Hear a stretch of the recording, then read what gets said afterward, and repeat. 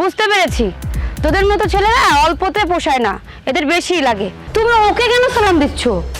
তুমি কি ভুলে যাচ্ছ ওর পোশাক আশাক দেখেই তো বোঝা যাচ্ছে ও একটা কামলা। যেই শিক্ষা নারীদের বুক থেকে তার অন্যা সরিয়ে দেয়, সেই শিক্ষা আসলে কোনো জাতির মেরুদণ্ড হতে পারে না। দেখে কাজ করে রাস্তার মাঝখানে বাস রেখে গেছে, কি ধরনের মানুষজন। এই যে শুনছেন, এই রাস্তাটা তো অনেক কাদা, এই রাস্তা দিতে কোনো গাড়ি ঘোড়াও যায় না, কোনো একটা গাড়িও পেলাম না। আবার ব্যাগটা বাসায় নিয়ে যেতে হবে, আমার অনেক কষ্ট হচ্ছে। এই ব্যাগটা আমার বাসায় পৌঁছে দিন, আপনাকে কিছু টাকা দিয়ে দিব।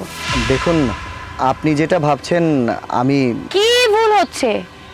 দেখছি এখানে দাঁড়িয়ে দাঁড়িয়ে কামলা দিচ্ছেন, বাস ধরে ঘোরাঘুরি করতেছেন, তো আমার ব্যাগটা বাসায় পৌঁছে দিলে কি হয়? হ্যাঁ, ও বুঝতে পেরেছি, আপনারা গ্রামের লোকেরা তো অল্প টাকায় কাজ করেন না।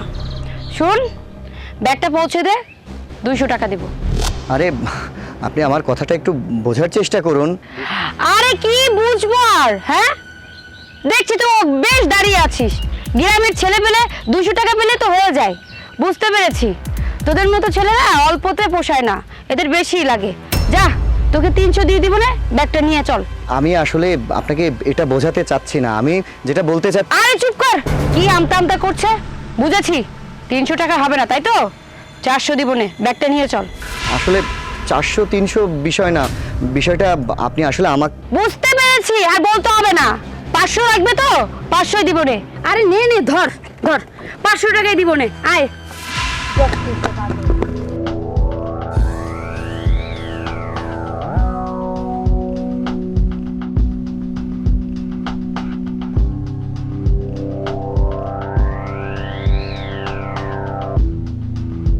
আসসালামু আলাইকুম।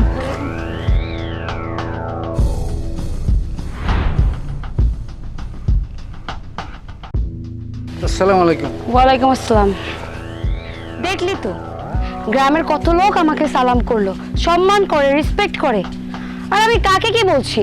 তুই তো একটা অশিক্ষিত, তুই এর মর্মটা কি বুঝবি? চল চল, তাড়াতাড়ি চল। আসসালামু আলাইকুম।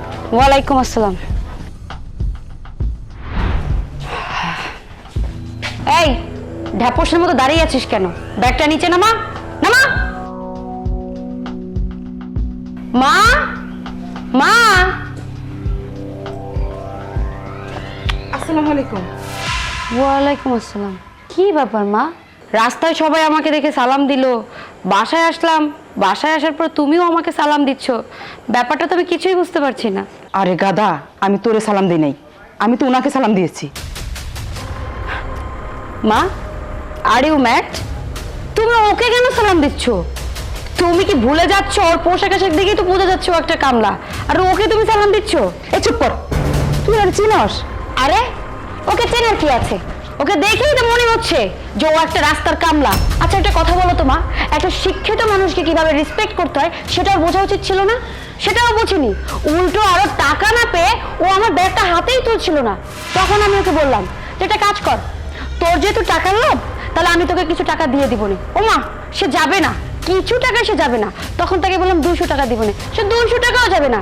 300 অনুরোধ করলাম, 400 টাকার কথা বললাম, তারপরে সে রাজিও হলো না। যখন 500 টাকার কথা বললাম তখন সে রাজি হলো। তাহলে বুঝো ওর কতটা লোভ।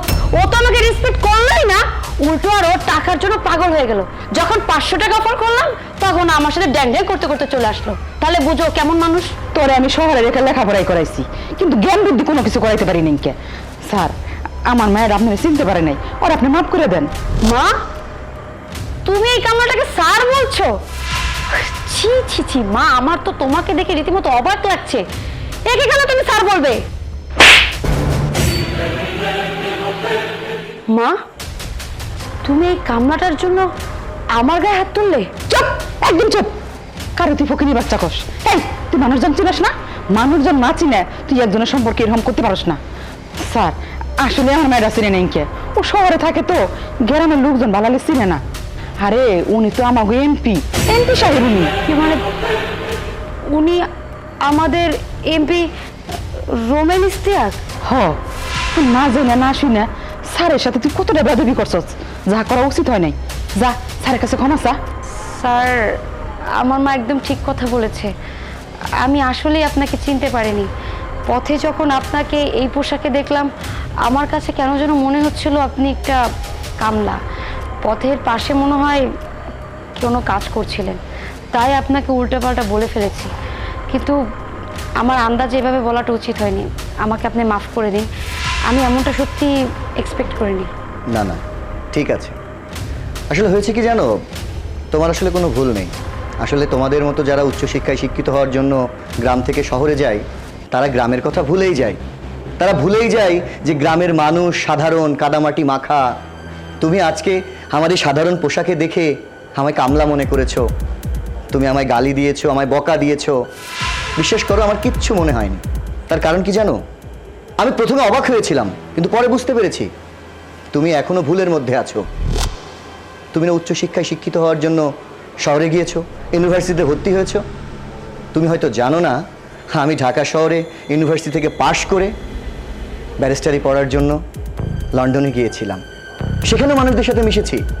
সেখানে ধনী গরিব, ছোট লোক বড় লোক, নিচু জাত উঁচু জাতের কোনো বৈষম্য নেই।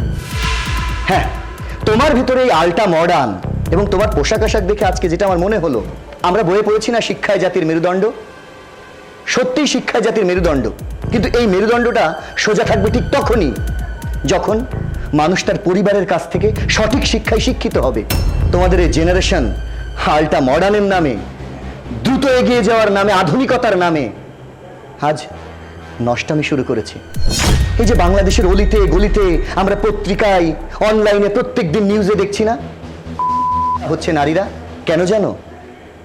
তাদের শিক্ষার জন্য না, তাদের ভুল শিক্ষার জন্য, তাদের এই ড্রেস আপের জন্য। এটা বাংলাদেশ, আমাদের দেশটা ইসলামিক দেশ। এই জায়গাটায় আমাদের সবার নমনীয় হওয়া উচিত। তোমার শিক্ষা তখনই পরিপূর্ণ হবে যখন তুমি মানুষকে মানুষ ভাবতে শিখবে। পোশাক আশাক দিয়ে মানুষের যোগ্যতা যাচাই করতে যাবে না। মানুষের চেহারা খারাপ হলেই সেই মানুষটা যে অযোগ্য সেটা কখনো ভেবো না। মানুষের খারাপ পোশাক গায়ে দেখলে ভেবো না যে সেই মানুষটা অশিক্ষিত, মূর্খ, গেও, কামলা। সরি টু সে, তুমি আমার অনেক ছোট, তারপর আমি একটা কথা না বলেই পারছি না।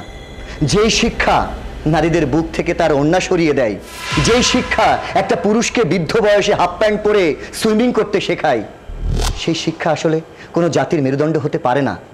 আসলে তুমি, তোমাদের মতো যারা বয়সের ছেলেমেয়েরা আছে না, তাদের দোষ কোথায় জানো? তারা ভুল শিক্ষায় শিক্ষিত হচ্ছে। সরি, আসলে তোমাকে অনেক কথা বলেছি, আমার সময় হয়েছে।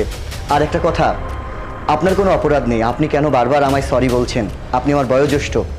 আপনি আপনার মেয়েকে আজকের পর থেকে এমন শিক্ষায় শিক্ষিত করুন যাতে আপনি এই সমাজে উঁচু গলায় দাঁড়িয়ে বলতে পারেন, দিস ইজ মাই ডটার।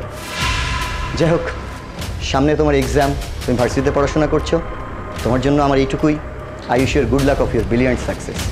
ভালো থাকবেন। আসসালামু আলাইকুম।